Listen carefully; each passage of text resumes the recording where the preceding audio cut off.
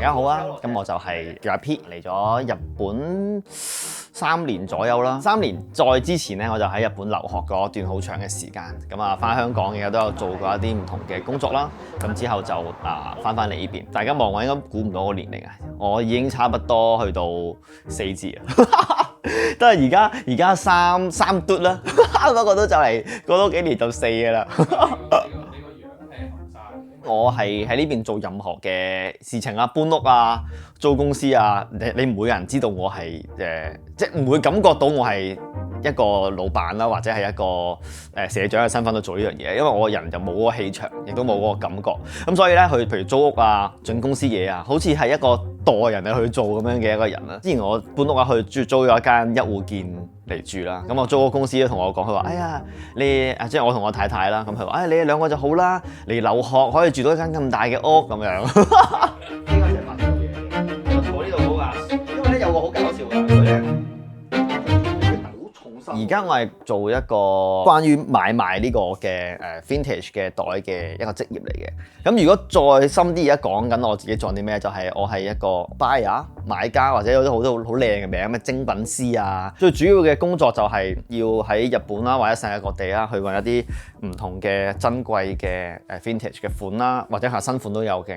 咁幾多 brand 嘅產品啦，然之後就去賣去唔同嘅國家啦。一開始做嘅時候就係賣去香港嘅一般嘅客人啦。咁甚至而家開咗呢一度咧，咁就係都歡迎唔同各地嘅 buyer 啦，就會過嚟呢度做一個 live 啦，做一個直播啦。主要都係買賣咯，主要都係買賣咯。So far 我自己嚟日本嘅時候，我就唔識 brand 嘅嘢嘅。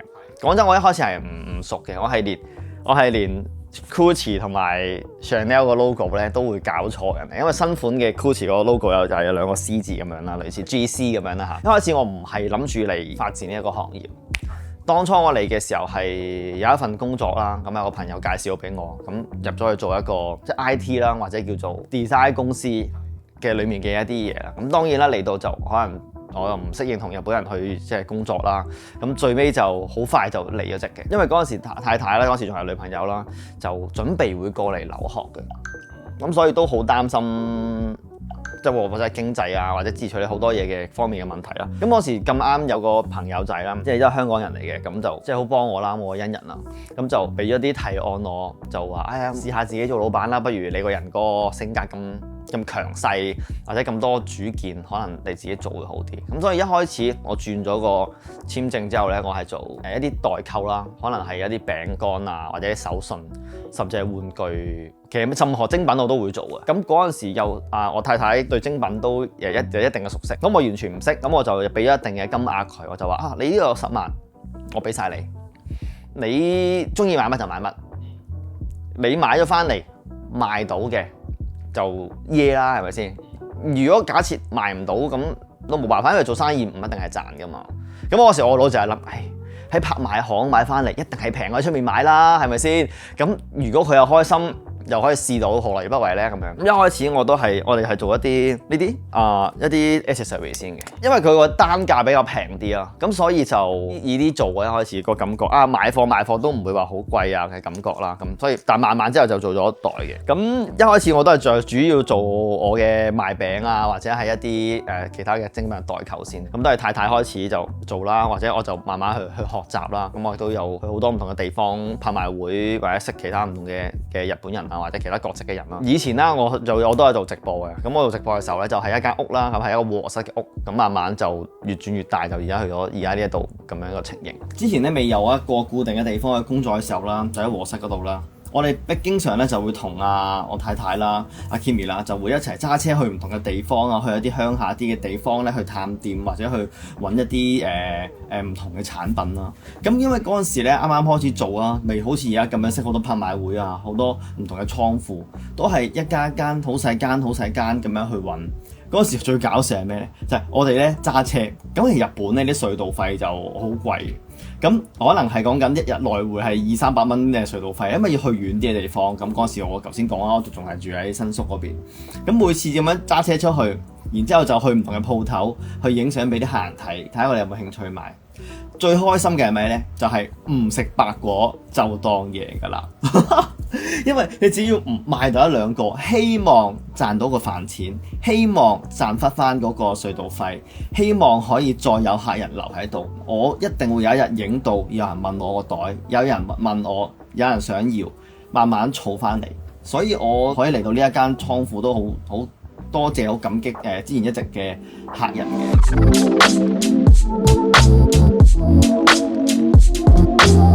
我自己個心嚟講，我自己個人就中意嘗試得啲新嘢嘅，即係我喺做香港嗰份工作嘅時候，我好向往，我好開心。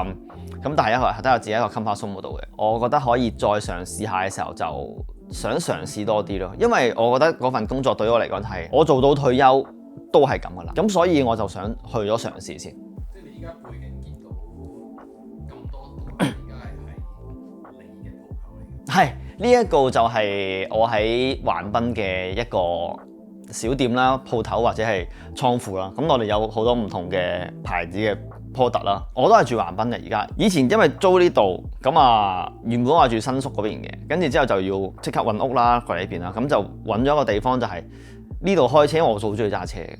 咁但係就要揸30分鐘高速先去到嗰個地方。咁比起喺新宿翻嚟呢度咧，其實已經係好近噶啦。機緣巧合之下，我近排呢2個月啦，我又搬咗屋。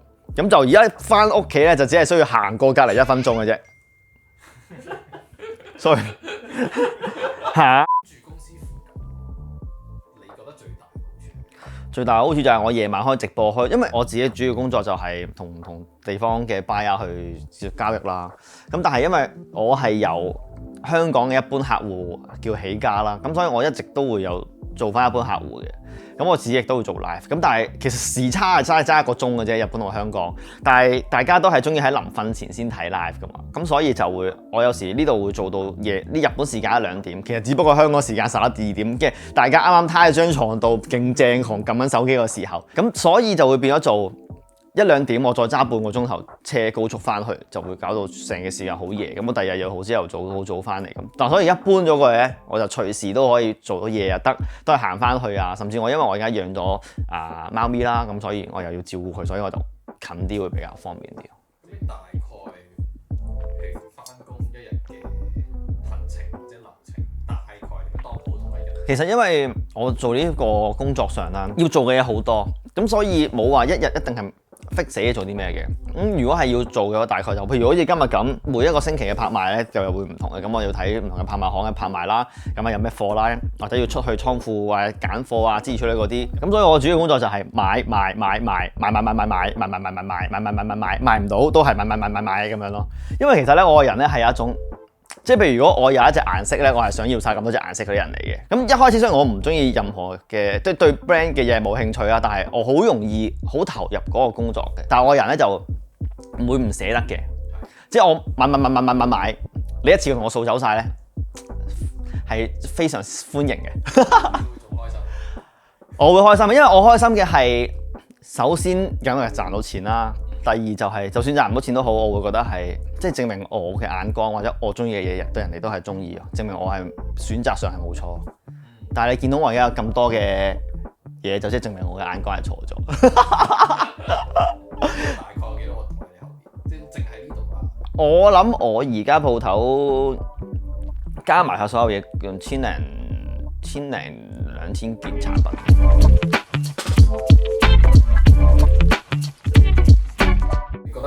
run 呢個生意最難或者最棘個？最難或者最棘啊！我覺得自己做嘢好慢喎。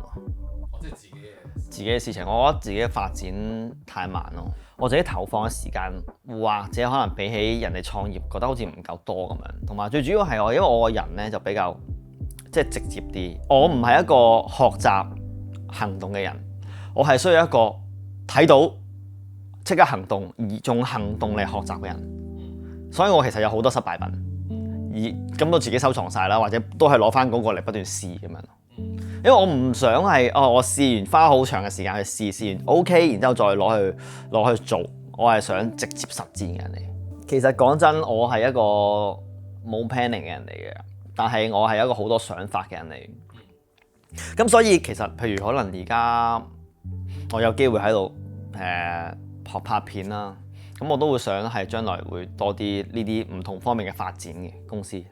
咁都係圍繞住我嘅產品啊，或者圍繞住我去做呢啲咁嘅事情啦。咁你話1年後，我會想多啲唔同嘅同伴咯。到時間公司可能即係多啲同伴，可以再大啲，可以真係冇話要營業額幾多，要賺到幾多錢，要有咩目標，要買咩車，要買樓或者呢啲。又冇諗咯，我只係想做好啲。我覺得做好啲嘅時候，自然就會有一個新嘅景象出現。如果要可能即係而家做一個總結下你日本生活啦、生意啦，做一個總結。有個總結啊 conclusion 啦，當即係條片嘅 conclusion。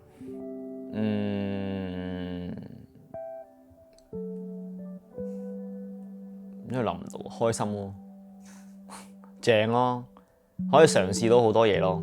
即係有一個機緣巧合俾我可以接觸到品牌嘅嘢，可以同唔同嘅朋友同伴去嘗試一啲新嘅發展，諸如此類咁樣。我覺得係一件好正嘅事情咯，好開心咯，可以喺呢個嗱呢個鈴聲係咩咧？就係提我要睇拍賣。因為我經常性咧係會睇晒2、3千件產品，然之後 miss 咗冇睇到落架嘅。呢一個鈴聲，呢個鬧鐘就提我，而家呢一刻我要去睇拍賣啦。